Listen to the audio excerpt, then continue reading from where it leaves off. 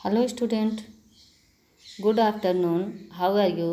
Teach for class 8. अभी तक हम लोगों ने लेसन सेकंड में उसकी रीडिंग और एक्सप्लेन को उसकी रीडिंग किए और उस समझे। अब हम लोग आते हैं उसकी एक्सरसाइज पे। लेसन सेकंड की एक्सरसाइज को कंप्लीट करते हैं। आइए, इसमें पहला क्वेश्चन है, सही विकल्प पर सही का चिन्ह लगाइए। पहला क्वेश्चन है, हिंदी वर्णमाला में वर्णों की कुल संख्या है। तो 3 ऑप्शन है, तीनों में इसमें करेक्ट ऑप्शन है ऑप्शन नंबर 2। हिंदी वर्णमाला में 53 वर्ण होते हैं। हमें इस सेकंड ऑप्शन पे टिक करना है। आइए नेक्स्ट पेज पे चलते हैं।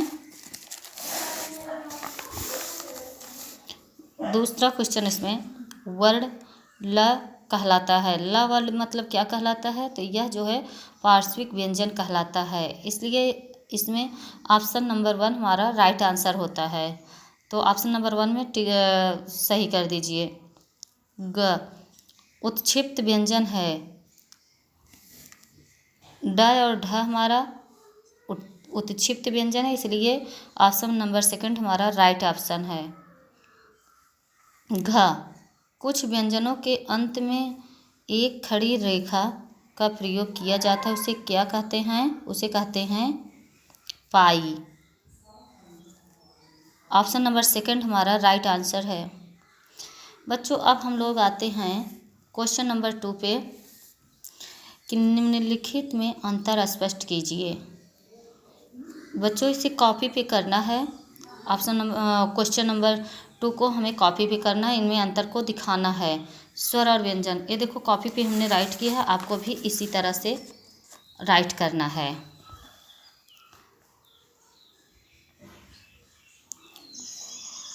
अंतर को स्पष्ट कर लेना। देखो पहला है स्वर और व्यंजन।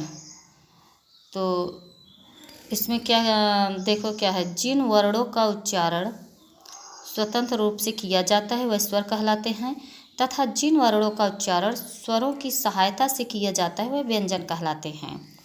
ख है संयुक्त व्यंजन और द्वितीय व्यंजन।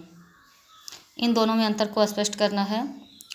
2 व्यंजनों के मेल से बने वर्णों को संयुक्त व्यंजन कहते हैं, तथा जब एक ही व्यंजन का शब्द में 2 बार प्रयोग होता है उसे द्वितीय व्यंजन कहते हैं।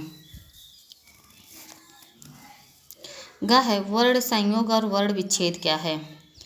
इसका आंसर है वर्णों के परस्पर मेल को वर्ण संयोग कहते हैं, तथा किसी शब्द के वर्णों को पृथक पृथक करना ही वर्ण विच्छेद कहलाता है।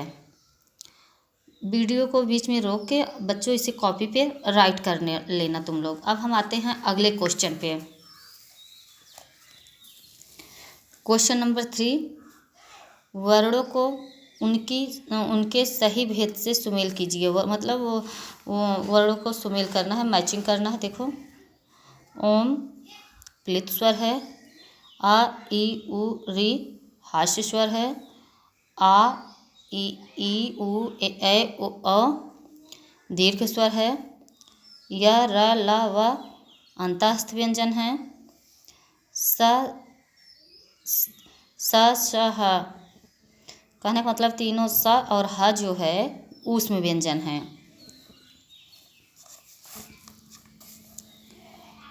बच्चों, ये आप लोगों का होमवर्क है, आपको इसे बुक में इसको खुद कंप्लीट करना है। क्वेश्चन नंबर 4 कि निम्नलिखित वर्णों के संयोग से बने वर्ण तथा उनके प्रयोग से बने 2 शब्द लिखिए।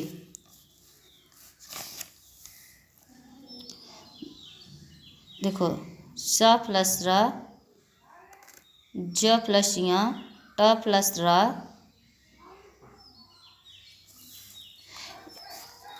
इसमें आपको इनके 2 वर्णों को खुद फिलअप करना है, आपका होमवर्क है।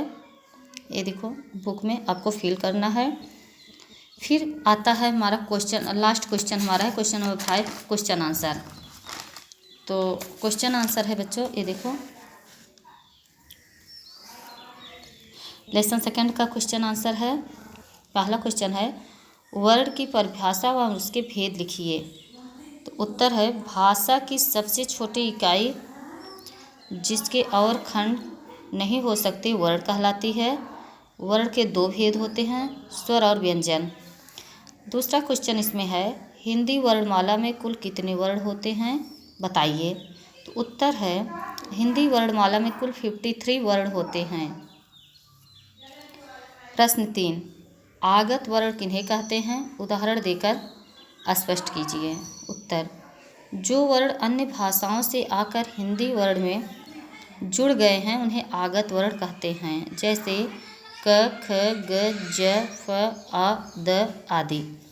अब देखो, जैसे राज है, इस राज का मतलब होता है राज्य, और यहाँ जो राज है, ज के नीचे पॉइंट लगा हुआ है, आप देखेंगे इस राज का मतलब है रहस्य।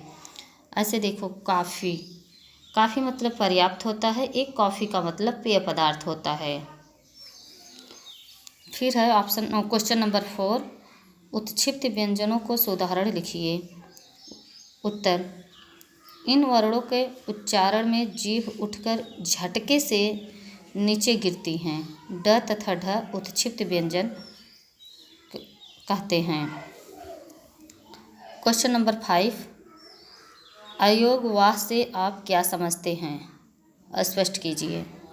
उत्तर, जो वर्ण न तो स्वरों के मेल से और न ही व्यंजनों के मेल से बनते हैं उन्हें अयोग वाह कहते हैं।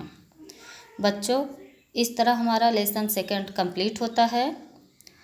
कंप्लीट कॉपी एंड बुक ये आपका होमवर्क है, आप इसे कंप्लीट कर लेना। Complete copy and book. अब हम लोगों का नेक्स्ट लेसन चलेगा, नेक्स्ट वीडियो में मिलते हैं। Thank you.